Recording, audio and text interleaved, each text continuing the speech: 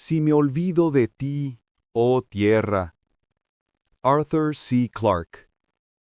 Cuando Marvin tenía 10 años, su padre lo condujo por los largos y resonantes corredores que subían a través de administración y fuerza, hasta que al fin llegaron a los niveles superiores y se encontraron entre la vegetación de las tierras del Labrantío, que crecía rápidamente. A Marvin le gustaba observar las grandes y esbeltas plantas que ascendían con impaciencia casi visible hacia la luz del sol que se filtraba a través de las cúpulas de plástico para salir a su encuentro. Flotaba en todas partes un olor a vida, despertando anhelos indecibles en su corazón. Ya no respiraba el aire seco y fresco de los niveles residenciales, donde solo se percibía un débil olor a ozono. Quiso quedarse un rato allí, pero su padre no se lo permitió. Siguieron adelante hasta llegar a la entrada del observatorio, que Marvin nunca había visitado, pero no se detuvieron, y el chico comprendió, con creciente excitación, que solo quedaba un objetivo. Por primera vez en su vida, saldría al exterior. En la gran cámara de servicio había una docena de vehículos de superficie, con anchos neumáticos y cabinas presurizadas. Sin duda estaban esperando a su padre, pues los condujeron inmediatamente al pequeño coche todoterreno que esperaba junto a la gran puerta circular de la cámara estanca. Tenso de expectación, Marvin se acomodó en la pequeña cabina mientras su padre ponía el motor en marcha y comprobaba los controles. Se abrió la puerta interior de la cámara y luego se cerró tras ellos. El muchacho oyó desvanecerse lentamente el zumbido de las grandes bombas de aire al bajar a cero la presión. Entonces se encendió la señal de vacío, se abrió la puerta exterior y delante de Marvin se extendió un terreno en el que nunca había estado. Lo había visto en fotografías, desde luego, y lo había observado 100 veces en las pantallas de televisión, pero ahora estaba a todo su alrededor, ardiente bajo los fuertes rayos del sol que se deslizaba despacio en un cielo negro como el azabache.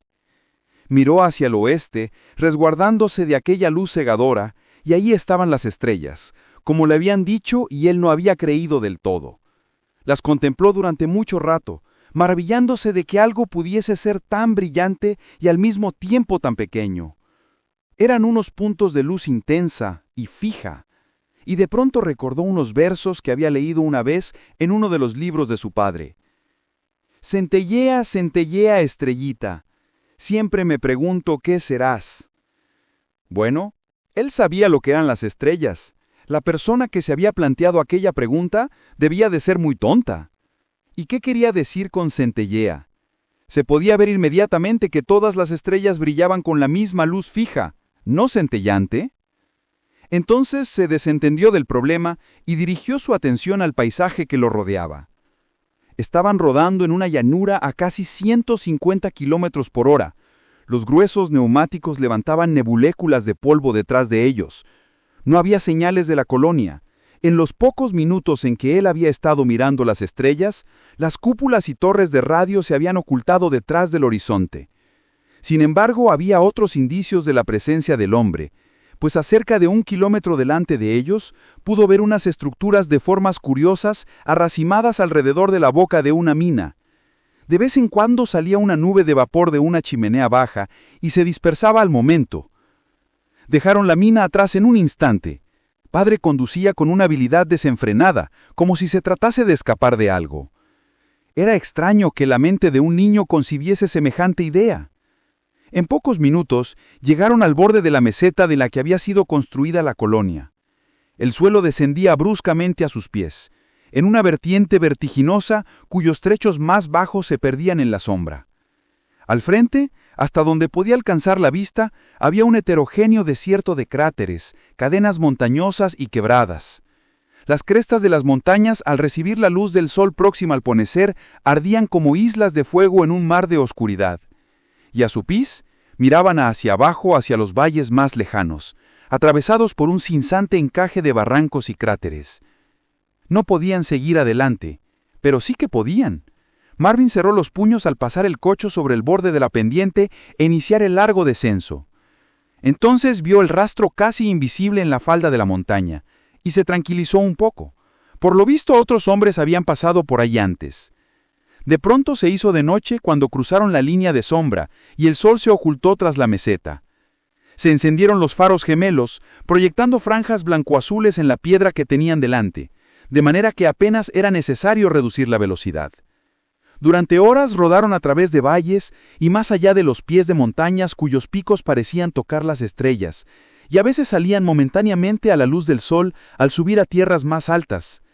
A la derecha se extendía una planura rugosa y polvorienta, y a la izquierda, con sus murallas y terrazas elevándose kilómetro a kilómetro en el cielo, había una cadena de montañas que se desparramaba a lo lejos hasta que sus picachos se perdían de vista, detrás del borde del mundo.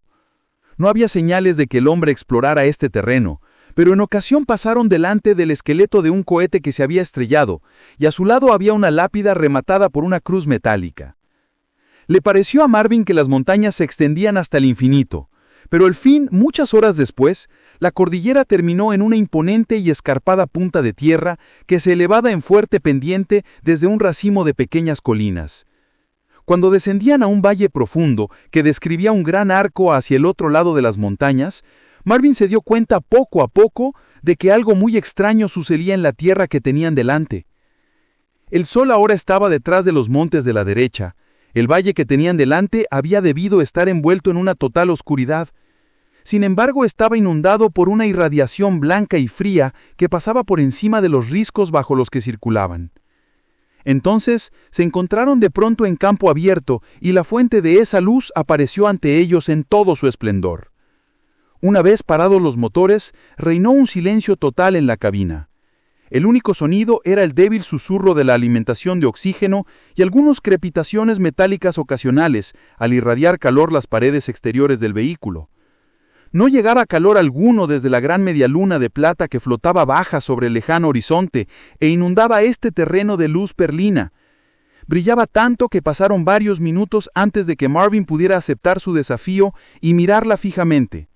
Pero al fin pudo discernir siluetas de continentes, la brumosa frontera de la atmósfera y las blancas islas de clubes. E incluso a tanta distancia podía percibir el resplandor del sol sobre el hielo polar. Era un bello espectáculo que lo conmovió a través del abismo del espacio. Allí, en aquella medialuna, estaban todas las maravillas que nunca había conocido. Los matices de los cielos al ponerse el sol, el gemido del mar sobre las costas pedrosas, el repiqueo de la lluvia, la pausa bendición de la nieve. Estas y otras 1000 cosas hubiesen debido ser su legítima herencia, pero solo las conocía por los libros y los relatos antiguos, y esta idea le producía la angustia del exilio. ¿Por qué no podían volver ahí? Parecía todo tan tranquilo debajo de aquellas nubes en movimiento.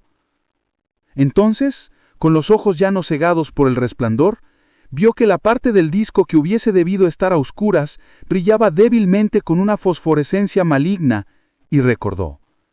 Estaba contemplando la pira funeraria de un mundo, la secuela radioactiva de Armagedón. A través de casi 500,000 de kilómetros de espacio, todavía era visible el resplandor de los átomos moribundos, perenne recordatorio de un pasado ruinoso. Transcurrirían siglos antes de que aquel resplandor letal se extinguiera en las piedras y la vida pudiese volver a llenar aquel mundo vacío y silencioso. Y ahora Padre empezó a hablar, contando a Marvin la historia que hasta ese momento no había significado para él más que los cuentos de hadas escuchados en su infancia. Había muchas cosas que no podía entender. Le era imposible imaginarse el esplendor y multicolor estilo de vida en el planeta que nunca había visto. Tampoco podía comprender las fuerzas que lo habían destruido al fin, dejando a la colonia como el único sobreviviente, gracias a su aislamiento. Pero podía compartir la angustia de los últimos días, cuando la colonia se había convencido al fin de que nunca más volverían a llegar naves abastecedoras por las estrellas, trayendo regalos desde casa. Una a una, las emisoras de radio habían dejado de llamar, se habían ido extinguiendo en el globo en penumbra y habían quedado finalmente solos, más solos de lo que nunca había estado el hombre, con el futuro de la raza en sus manos. Entonces habían seguido unos años de desesperación y una larga batalla por la supervivencia en este terrible y hostil mundo. Esa batalla se había ganado, aunque a duras penas, este pequeño oasis de vida estaba a salvo de lo peor que podía hacer la naturaleza. Pero a menos que hubiese una meta, un futuro para el que trabajar, la colonia perdería la voluntad de vivir, y ni las máquinas, ni la habilidad, ni la ciencia podrían salvarla. Así comprendió Marvin al fin el objetivo de esta peregrinación. Nunca caminaría por la orilla de los ríos de aquel mundo perdido y legendario, ni oiría retumbar el trueno sobre sus montes suavemente redondeados. Sin embargo, un día, ¿cuándo? Los hijos de sus hijos volverían allí para reclamar su herencia.